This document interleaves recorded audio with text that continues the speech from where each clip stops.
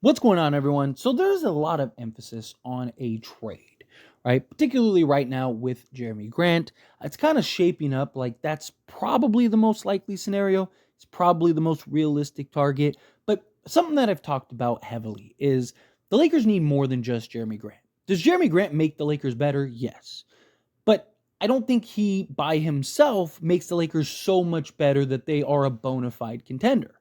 I think you need Jeremy Grant and right? Even with DeMar and Clay and every other name that's been linked to the Lakers this offseason, it's always been and, right? You get DeMar, okay, we need and this guy, right? Whether it's a Jeremy Grant or a big or whatever, right? Lakers have several needs. They really need somebody at the point of attack, kind of break up that D'Lo and Reeves backcourt in particular. Just it doesn't really work.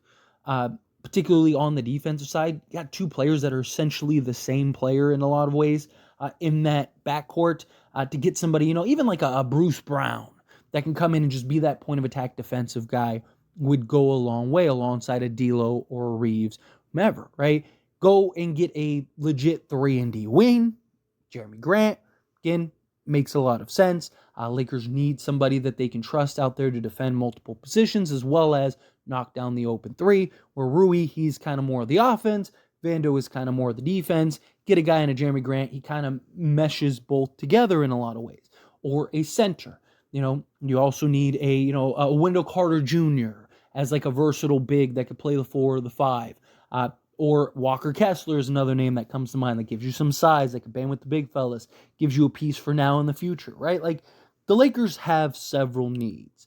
And with addressing those needs, one, you run the potential of potentially opening up other needs, right? Like if you trade D'Angelo Russell, are you able to fill that void? It's a real question.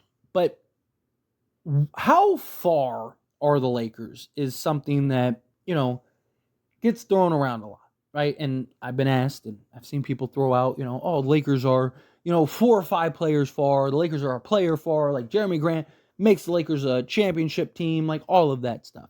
And again, I don't think the Lakers are one specific piece away unless it's like, a superstar, right? Like if you were able to go get, Kevin Durant, then yeah, I think Kevin Durant, Anthony Davis, and LeBron James, if healthy, win you a championship. But realistically speaking, I don't think I think a Jeremy Grant moves you closer. Let's say the Lakers have a 50% chance to win a championship.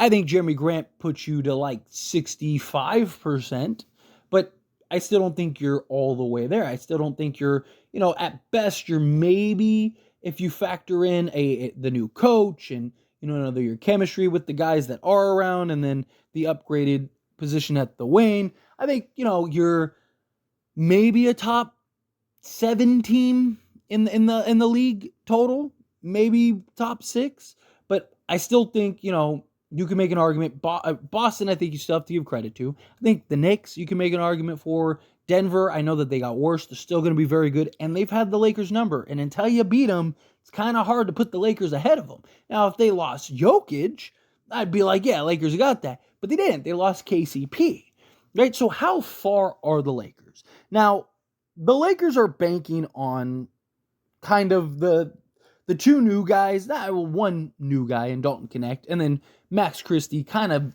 in the sense of a new guy because he didn't get much opportunity. Now he's expected to play a big role. The 2 young guys, let me phrase it like that, right? The 2 young guys, they're expecting to come in, play some level of a significant role, give you just more production, give you some youth and athleticism, particularly out in the perimeter, right? Both Dalton Connect and Max Christie, 2 athletic young talents. Both guys can shoot 3 ball. Both guys can make plays for themselves. Both guys can make plays for others. Max Christie, we've seen be able to hold his own on the defensive side, even against guys like Dame and Booker and you name it. Dalton Connect, we still have to see on the actual basketball court. And then the idea is Gabe Vincent and Jared Vanderbilt being the 2 guys that we missed pretty much all season last year that were supposed to be huge, not only rotation pieces, but our 2 best defensive guys, not named Anthony Davis, right? And so you're without them all season, the defense really was impacted and hurt. Right. So the idea is, as currently constructed, you have a new competent head coach. The ceiling isn't very high for Darvin Ham, right? So you have a competent head coach. You have basically this injection of essentially 4 new players in Gabe Vincent, Jared Vanderbilt, Dalton Connect, and then Max Christie. Because again, Jared Vanderbilt and Gabe Vincent basically didn't play all season. Dalton Connect's brand new rookie this year. And then Max Christie played so limited minutes and so inconsistently that it's kind of hard to really gauge whether he's going to be a significant piece or not. So the idea is with that culmination, another year of health, chemistry, better coaching, that the Lakers will be better. Now, if all those things ring true and the Lakers are healthy and the coaching is good and you do add another year of chemistry, then I do think the Lakers will be better. A lot of people act like the Lakers won 37 games when really they won 47 games. And if it wasn't for that losing 10 out of 13 games, after the in-season tournament, the Lakers would have been the 4th seed, right? If they win half of those games, they're the 4th seed, right? So, again, if the Lakers can pull that off and play at the pace in which they played last year, but with better coaching, I believe they're anywhere from, the 4th seed all the way. I think they're in that 4 to 7 range, maybe that 5 to 7 range as they're currently constructed. I also think, 1, LeBron James and Anthony Davis are probably going to miss some games. 2, I don't think the Lakers are going to prioritize seeding as much as they will health, right? So, for example, let's say that the Lakers they're a game and a half out of, second, but they have the 4 seed basically locked up. Say, right, there's 4 games left, right? As long as they win half the games, they're a lock at the 4 seed. But if they win all 4 games, they can be the 2 seed, right? Say they have tiebreaker, whatever, right? Just example's sake. I don't think the Lakers are going to overexert themselves to get that 2 seed. I think that they'll look at it as we would rather have a healthy LeBron and AD. Let's cut their minutes down or rest them or whatever because we got the 4 seed locked up and, we're not going to be a play-in team. And, let's go, the first round we'll have on court and then after that we're on the road. Got to win on the road anyway. That's kind of how I think. That's why I kind of put them in that 4-7 range. But again, I'd still put, as far as winning a championship, I'd still put several teams ahead of them. Right? Does that mean that they can't win a championship? Of course not, right? Even last year, which is another thing I don't really get from people. Last year, you look, and it was if they don't play Denver or they beat Denver, the Lakers are going to be in the NBA Finals. Even Laker haters, that was the consensus, right? Even people that can't stand the Lakers were the Lakers beat Denver, they're in the conference final, or they're in the NBA Finals, right? So how do we go from that, winning 47 games, to Lakers aren't even a play-in team? Lakers are trash to do that. I understand people look at some of the teams and they're man, they got better. Who really got better? OKC was already the 1 seed, and they're probably going to be the 1 seed again, right? And they didn't solve the reason the Lakers are an issue, right? They definitely got better, but Lakers are just a bad matchup for OKC because of the Lakers' size, particularly at their 2 skill positions in LeBron James and Anthony Davis. They don't, the Thunder just don't have guys that can match up with them, and they still don't, right? So OKC, Sacramento, I think you could make an argument they got worse. The last thing they needed was another isolation scorer.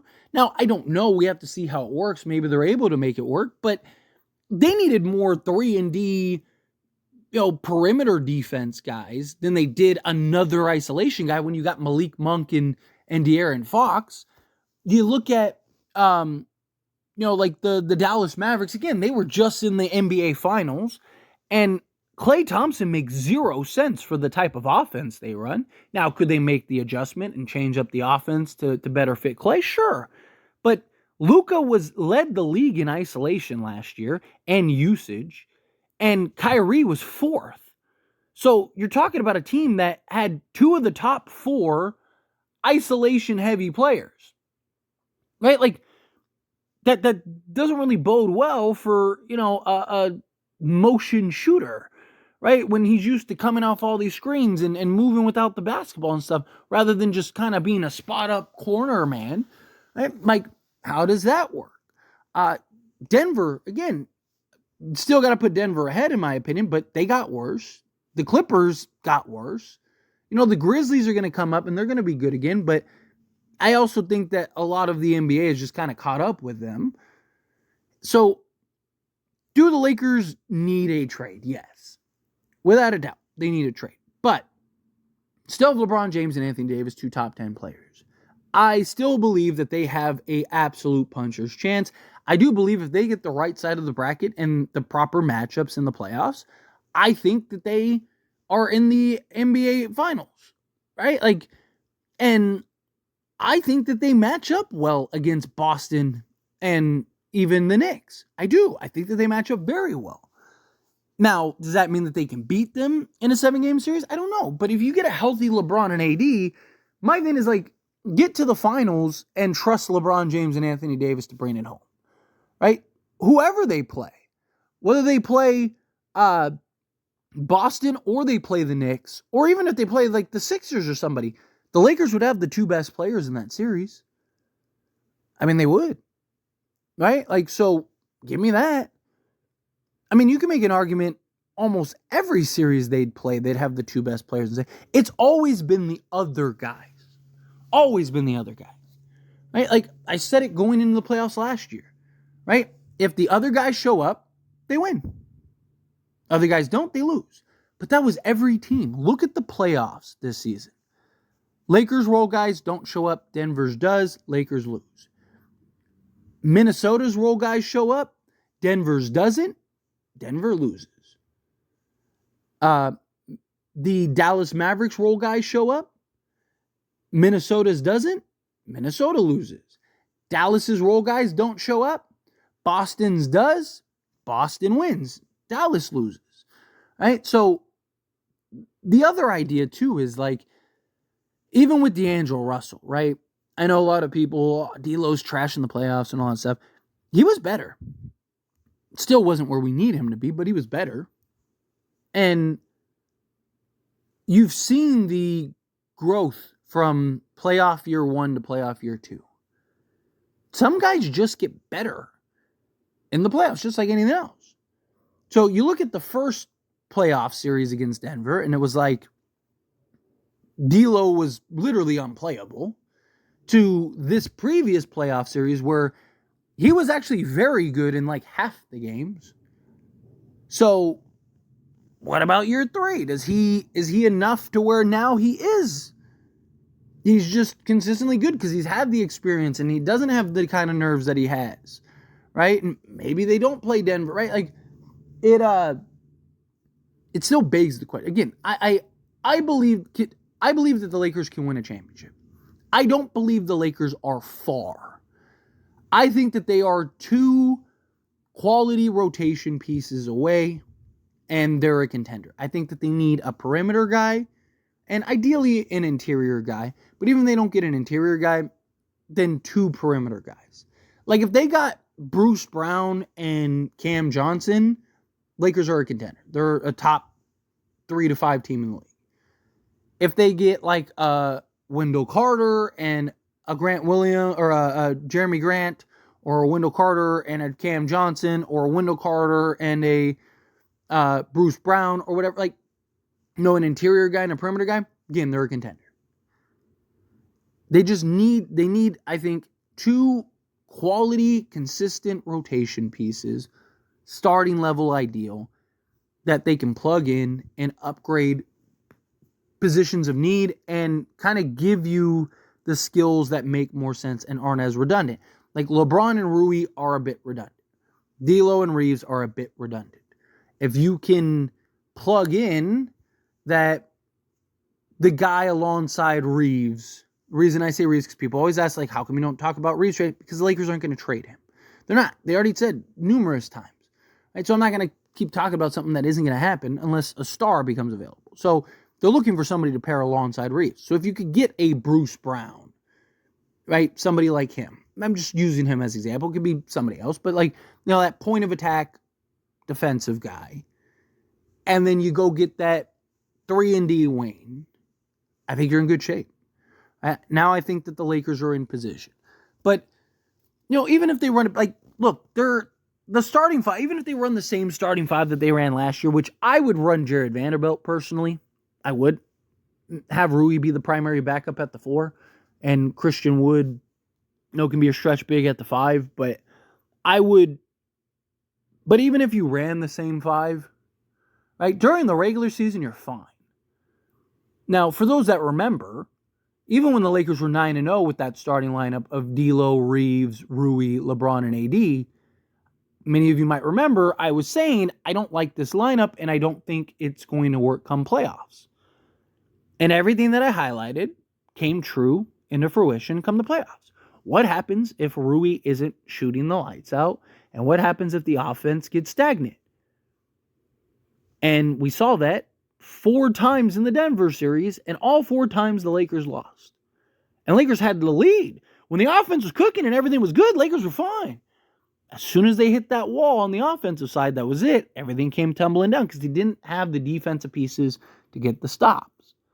Right? So that's why, to me, if you can get that defensive piece or two that you can plug in, or you go with Jared Vanderbilt to where he can kind of help you get that stop, right? Like the 2 games in which Jamal Murray hits a game winner, right? Does that happen if we have a healthy Jared Vanderbilt? I know Jared Vanderbilt was on the bench for one of those games, but at that point it was too late. I'm talking about like a legit, like full stride Jared Vanderbilt. Does Jamal Murray hit both of those shots and win that game?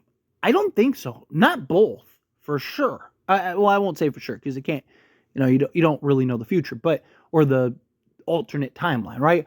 But I would bet pretty good money if I could peek into another universe in which the Lakers had Jared Vanderbilt, that he doesn't make both of those. That Jared Vanderbilt at least gets a stop on one of those, and it's a completely different series at that point. Right? Like, especially if it's the one in Denver, right? Because now Lakers are feeling good, and that could change everything. Maybe the Lakers aren't even in a position where Jamal Murray makes another shot.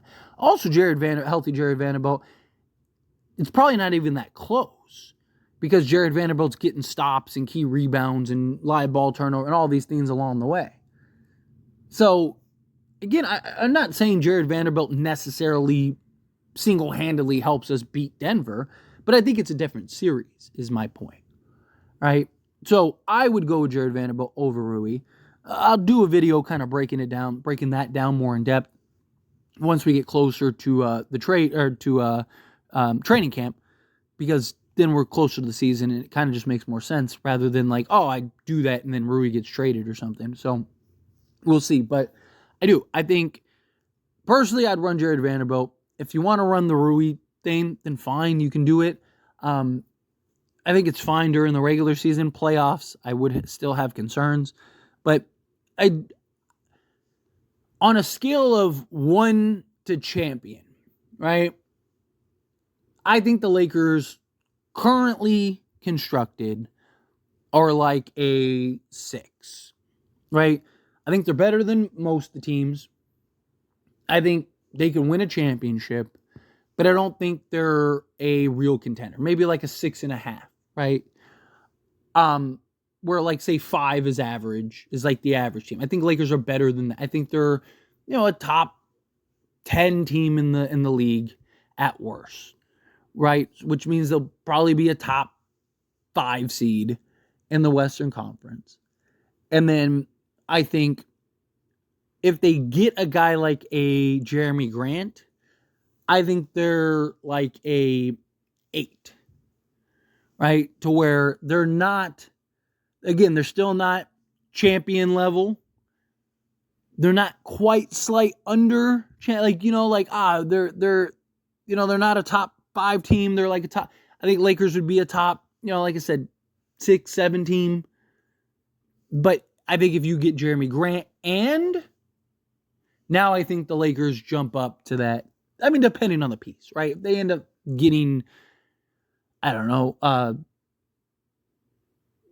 some free, whatever free agent is available, right? Like, Bruno Fernando, right? Just use him as an example, right? Like, let's say they go and trade for Jeremy Grant and then they sign Bruno Fernando. No, that doesn't. They go from like an 8 to an 8 still, in my opinion. But they were to get him, and then like I said, Wendell Carter. Now I think they're in that 9-10 range, that 9 to champion range. But anyway, as always, this is a discussion. Pass a question on you. Let me know your thoughts and opinions down in the comments below. What do you think? How do you feel? What are your thoughts? Do you agree with me? Do you disagree with me? Are you somewhere in between? However you feel, whatever your thoughts are, I love to hear it. So let me know down in the comments below.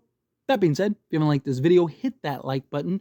Helps me a lot. So we enjoy these types of videos, and I truly appreciate it. Not subscribe channel, hit that subscribe button. Turn on the bell notifications. Appreciate y'all. See you in the next one. Thank you.